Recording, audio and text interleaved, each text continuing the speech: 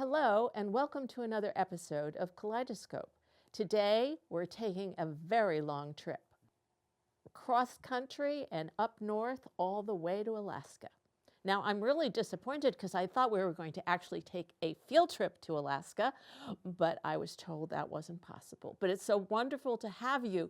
That we're talking today to Samantha Edinberg, who is right now in Sitka, Alaska. So tell me, how in the world did you end up in a tiny little island off of Alaska? So, I graduated last May from University of Rochester, and I saw that the job prospects in my two fields, international relations and linguistics, were a little slim.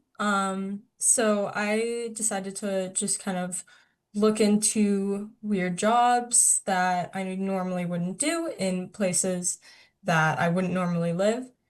Um, and I was talking to a former member of the Foreign Service because that's what I want to do. And she was kind of like, oh yeah, in the meantime, like don't apply yet. You need life experience first. In the meantime, just like live somewhere you don't belong and do something you wouldn't normally do.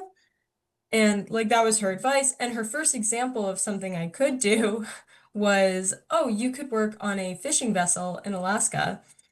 And like when I was a kid, my dad and I would watch Deadliest Catch. Mm-hmm. So I'm not ever gonna work on a fishing vessel.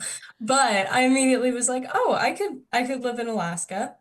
So I started looking for positions in Alaska, like anything that I could get, even if I was a little bit unqualified. Um, and this AmeriCorps position popped up. So I am an AmeriCorps member. I'm serving as a tutor and academic support at Blatchley Middle School in Sitka, which is the only middle school on the island.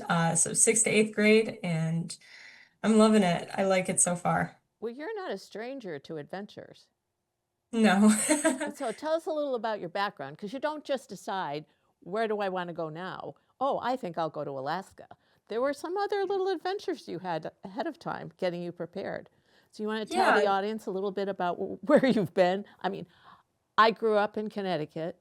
I went to schools, got my doctorate, everything in Connecticut.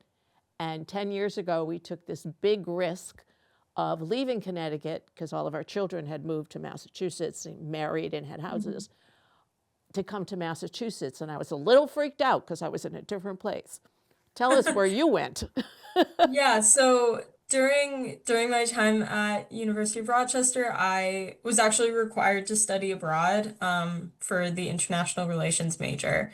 And I chose New Zealand because it was far, but they still spoke English, so I felt pretty comfortable about it. And then their semester was all like messed up because they're in the southern hemisphere, so their seasons are different.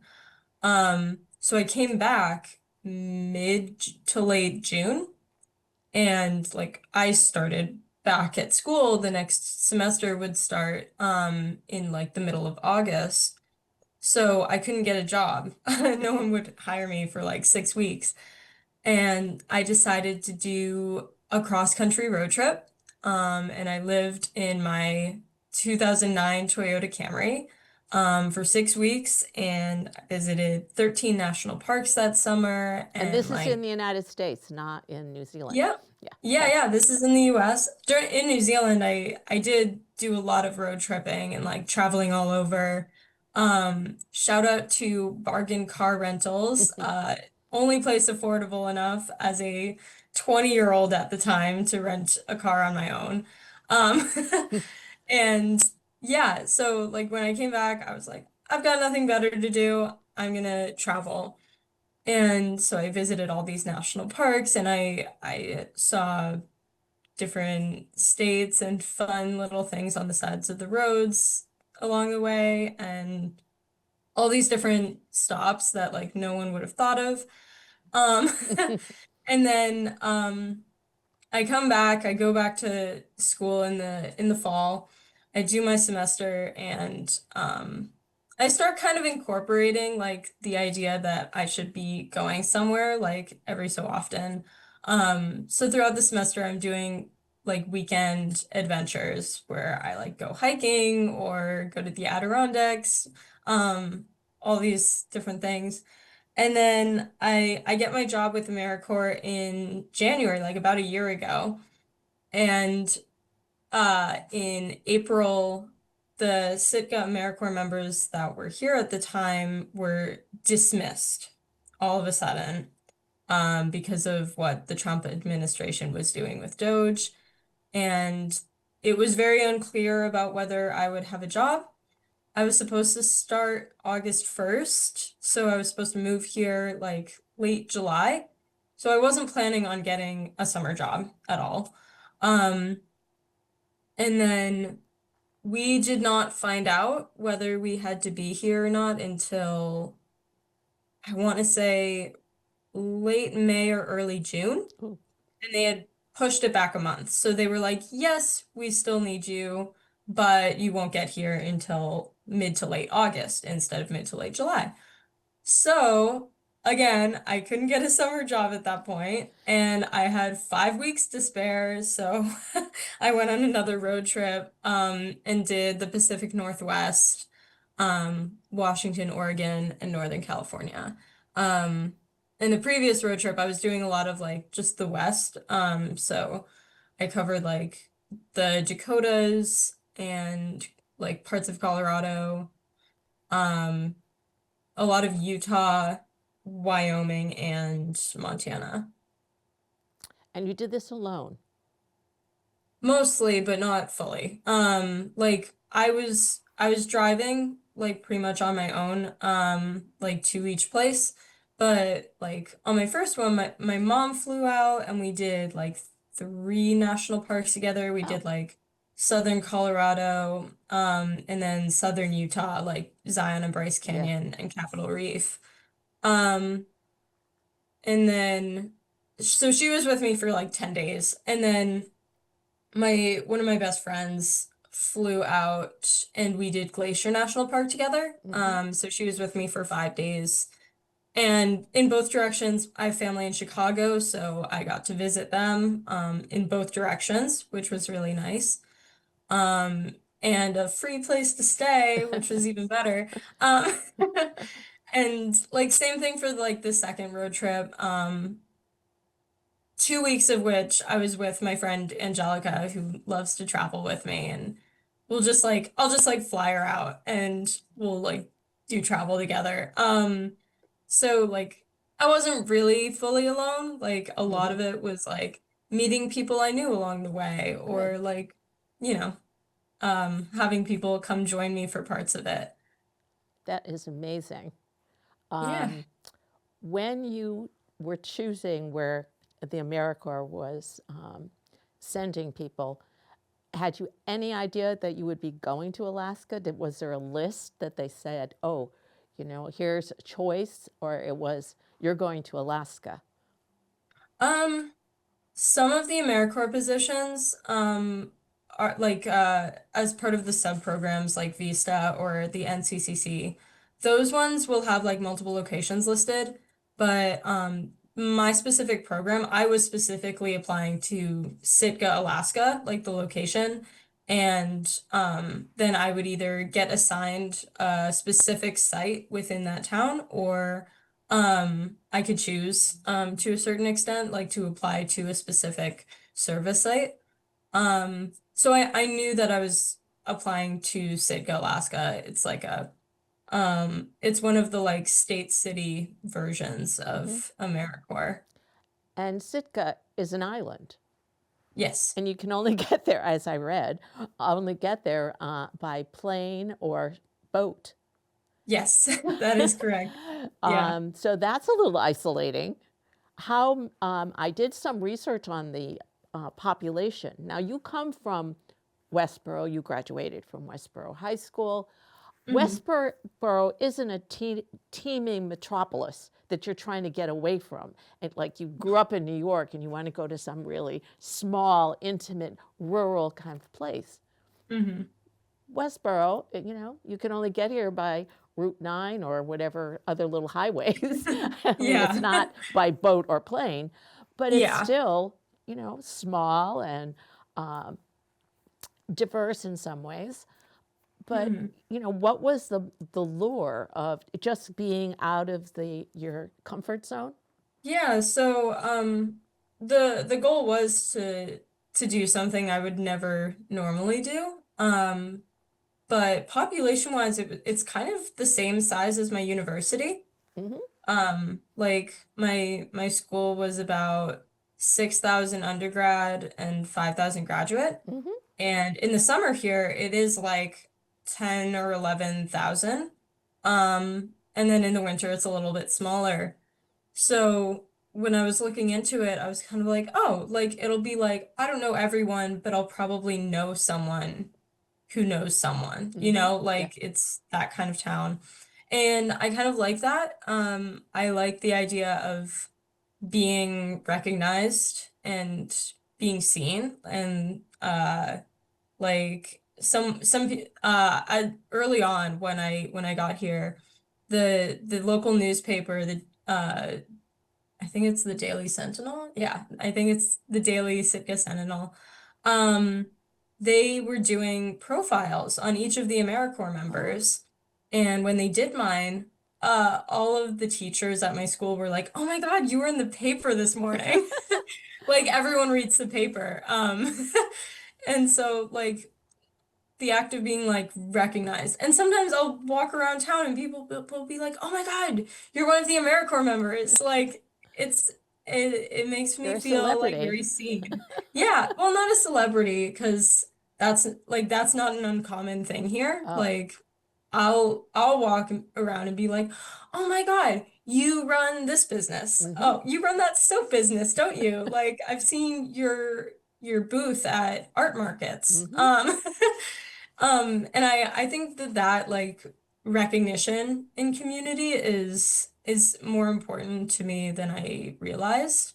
Because it's really similar about how like during college I would walk around campus and people would be like, "Oh, hey, how's it going?" Like, Hmm. because they recognized my face, not because they like really knew me. Hmm. Um, but I always really liked that, and it's something that I thought I would miss about university. So before we get into your work, there was one other trip that you did, which was like a walkabout in this, not Australia, but New Zealand. Where you Yeah, drove kind around of. and walked and again exploring places that you'd never been before. So what did you Yeah, learn yeah. or investigate in New Zealand? So, in New Zealand, I kind of explored the whole thing by car instead of by walking. I Yeah, I would just keep like renting this really cheap car. It was like $20 a day in the off season. And I would just like drive to different places around New Zealand, and like sometimes I was with people, sometimes I was on my own. Um so yeah, it was just interesting, like the idea of traveling alone and like just staying in hostels. And I did really quickly find that when you travel alone, you just end up meeting a lot of interesting people. Like I think when people travel alone, they attract other people who would like to do the same. Um, and so I was able to just meet a lot of really fun people, and like things went wrong a lot, and I think that was really good.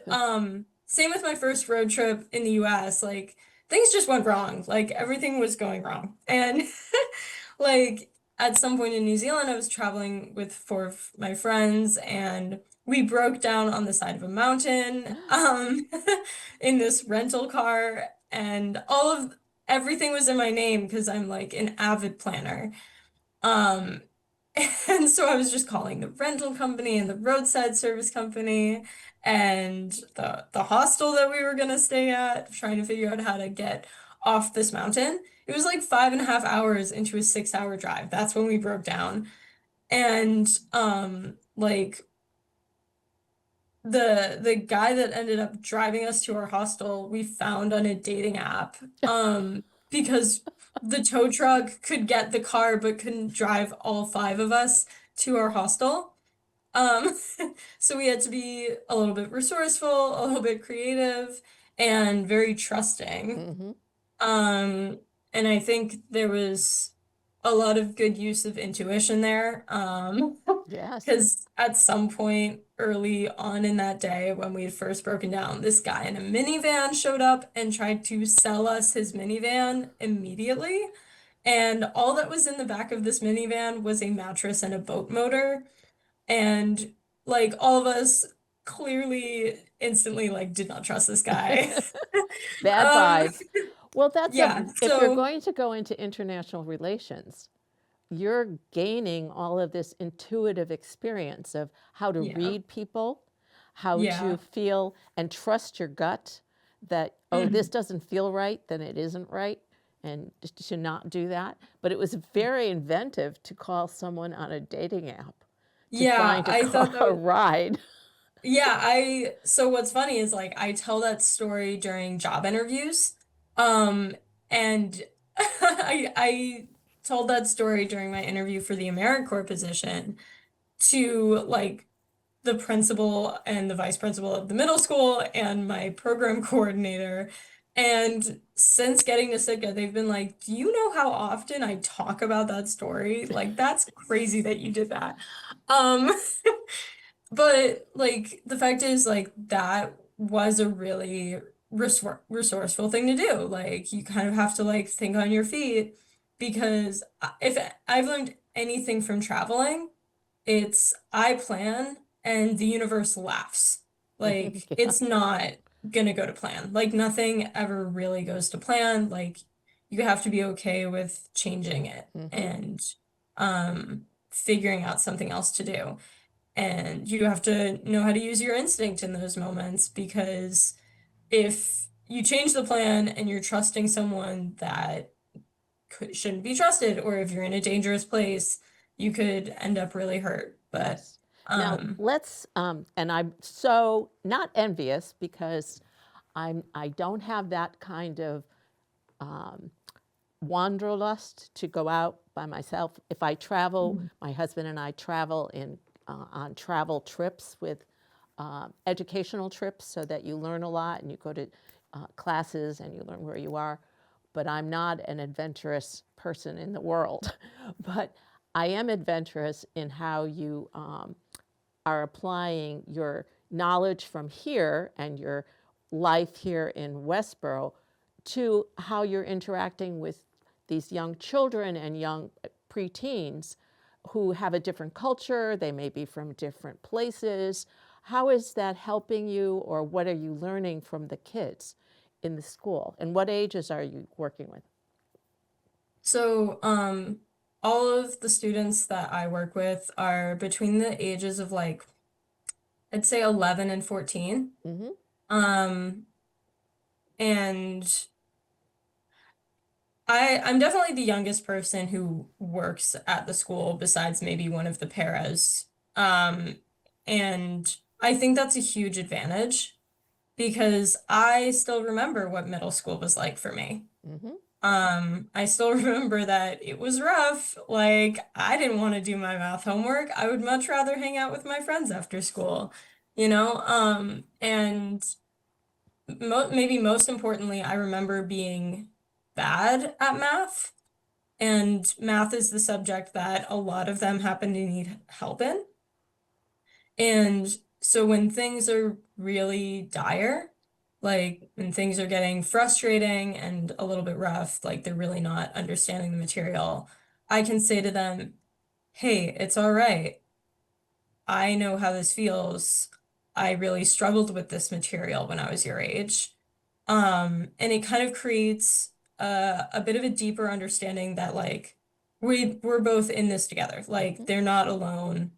Like, it's okay to not understand it. Like, it doesn't have to be a bad thing. And just because you don't understand it now doesn't mean you never will. Hmm. Like, it just means that there's room to learn. So in that understanding, I have created some really powerful relationships with a lot of the students that I work with because all they really need most of the time is someone who can relate to them.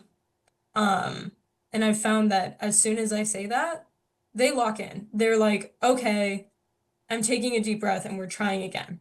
Start over. Hmm. Like it really changes their outlook in those moments. Um, and so like what I've learned about myself in my education from Westborough is like that it's okay to make mistakes, it's okay to struggle, and passing that attitude and that mindset down to students has really helped me create a deeper connection with them. And a phrase, as an educator my whole life, a phrase that you might want to use with them is, it's not that you don't know it, you just haven't learned it yet. Yeah, There's a exactly. process that you have to go through, and if you're not ready, then you go through it again. And so Hmm.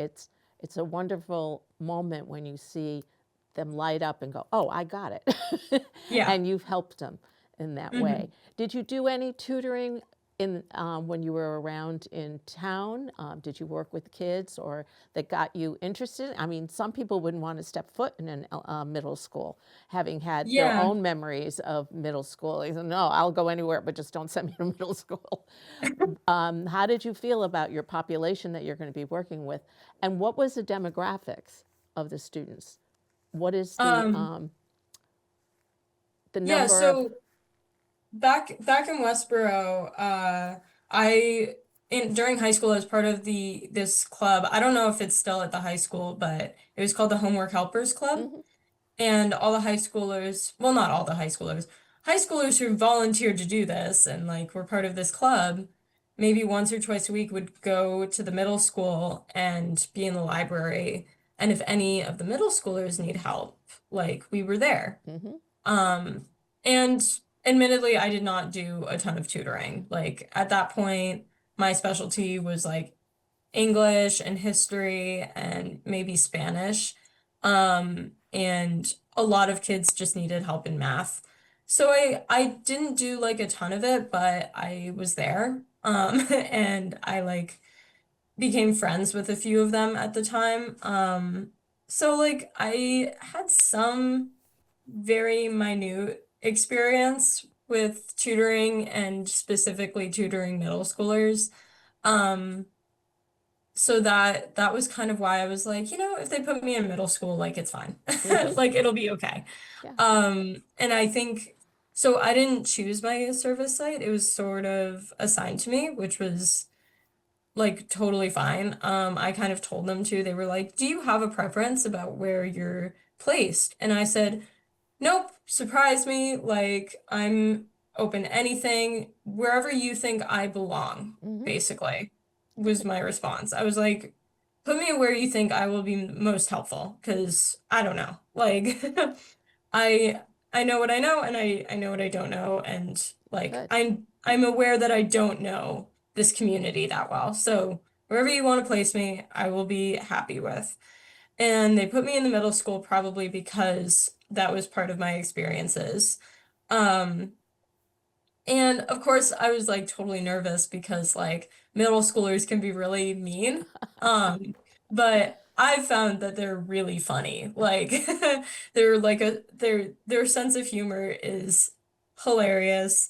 And like when they kind of insult you, you just gotta like roll with it. Mhm. Um, and thankfully I'm really good at that. Like Good. one of my students walked in one day and just said, "You're short," and then sat down. And I think it's one of the funniest things that's ever happened to me because it was super weird. Um, so like I think if you just roll with the punches, it's not Yeah. that big of a deal.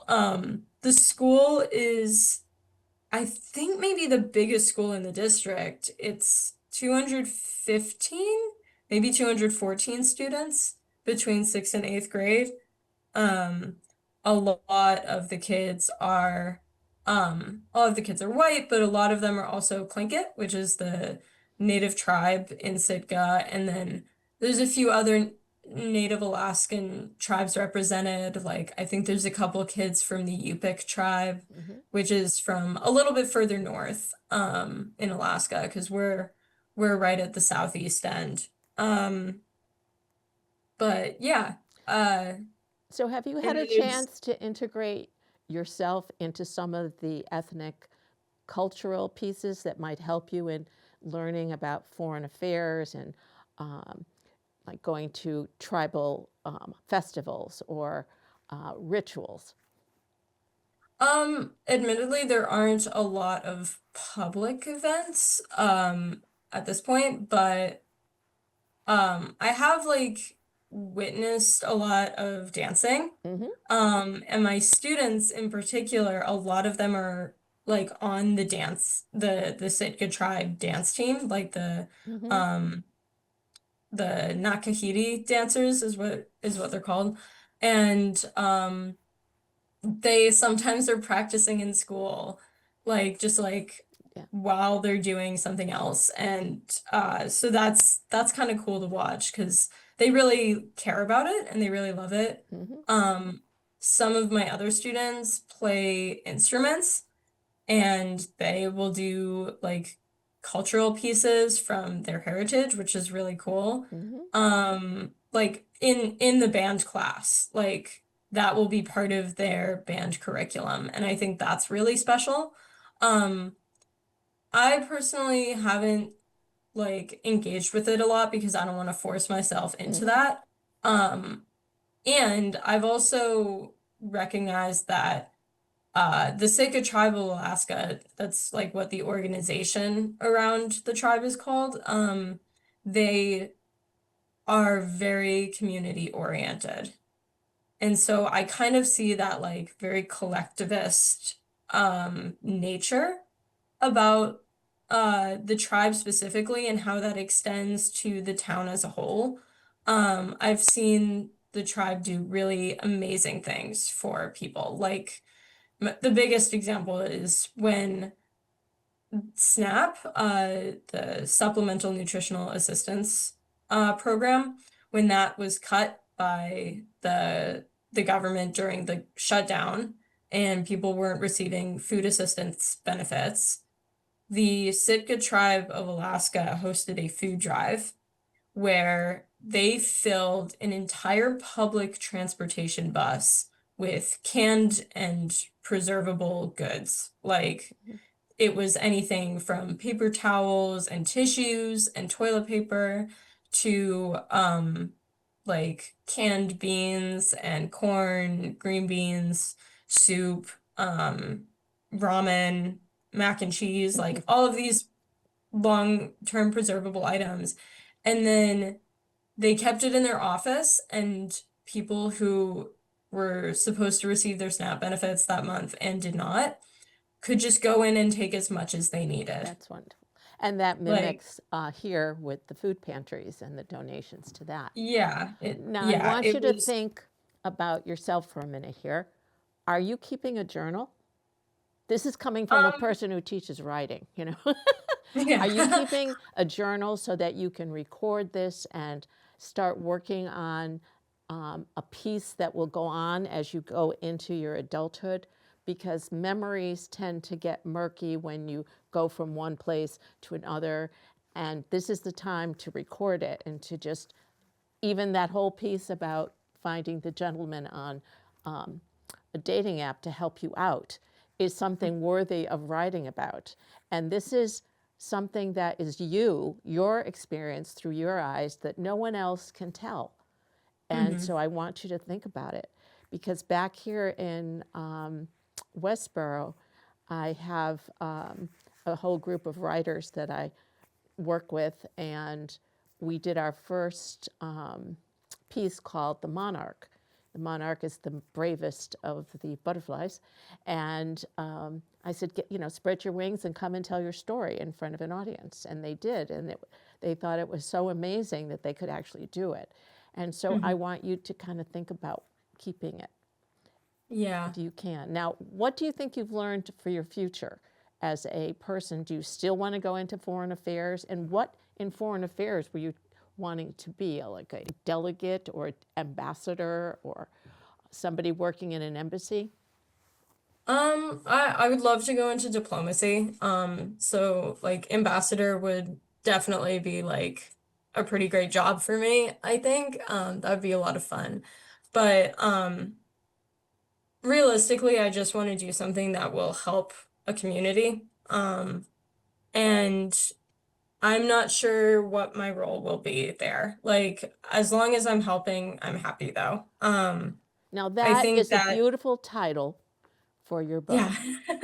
Yeah, I'm perfect. happy when I'm helping. That is Yep. beautiful. Yeah, thanks. Yeah, so I've just learned that like community service is like a really big part of my life.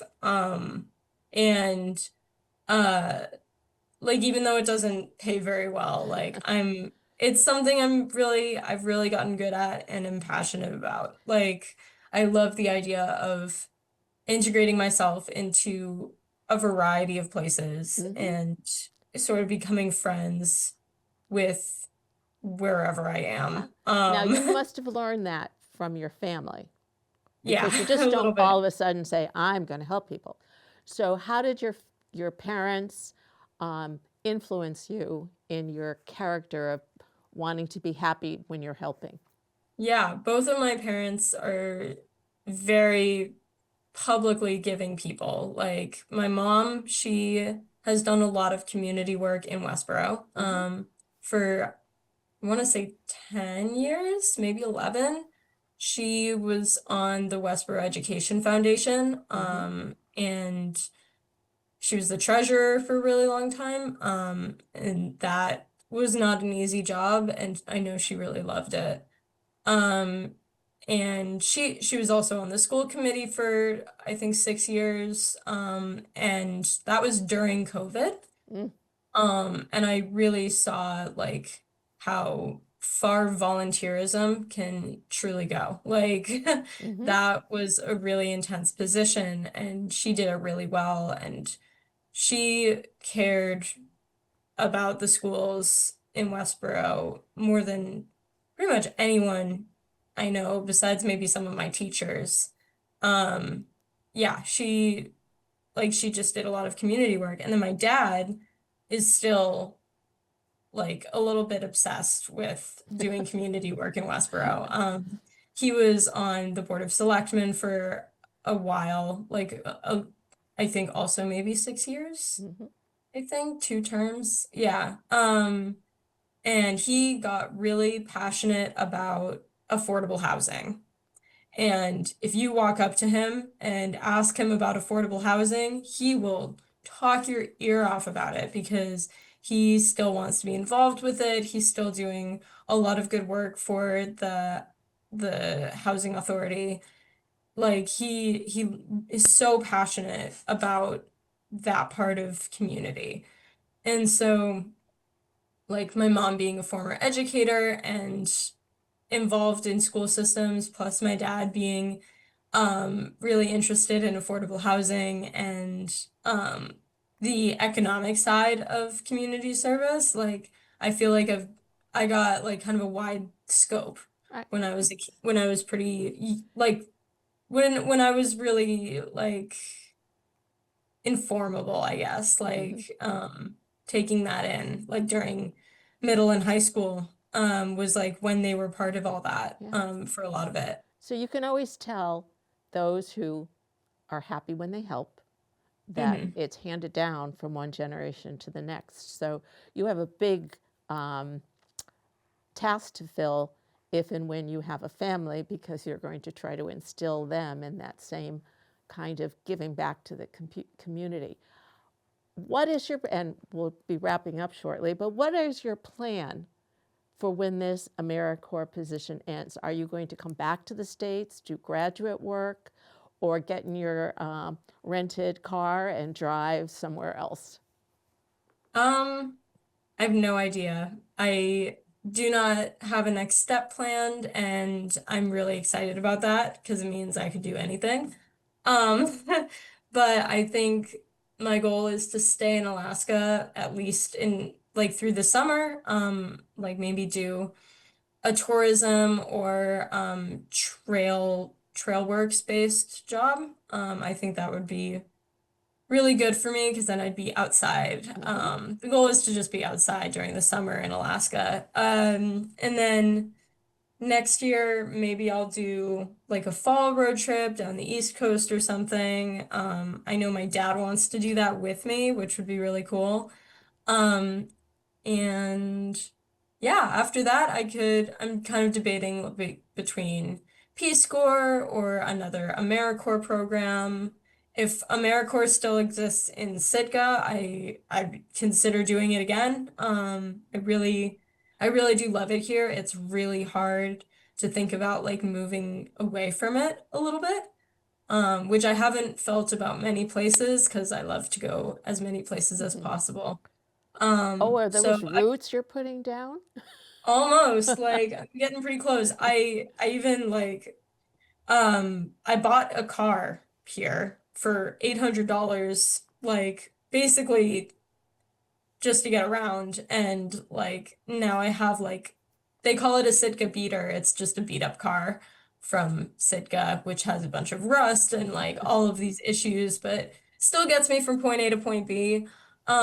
I kind of did that on a whim, like for the adventure of it. And the car's name is Misadventure, Oh, which I thought was fitting yes. considering how many issues she has. Um, but yeah, so I've kind of considered like putting down roots here and just staying. Well, I Um, hope that when it comes time that you come back to visit your parents, that we get together over a cup of tea or hot cocoa, since I don't drink, uh, that and really get you going on your memoir and journal because yeah, you've definitely. already given so many wonderful stories. It would be wonderful. And I can't thank you enough for your service and what you've done with your experiential life. Life is worth living, and you've taken advantage of that. And I hope that you're safe at all Hmm. times. So trust Yeah. that gut, mother and grandmother speaking. And I look forward to seeing you in person because it would be Yeah. delightful. And I wish you all the best and stay warm Yeah, in we'll do. Alaska. Thank you so much. You're Yeah, thank you. welcome. Yeah. It's warming up, so we're good. Very good. And thank you so much for joining us with our little trip. Even though it wasn't in person, it was in person. So take Yeah. care now.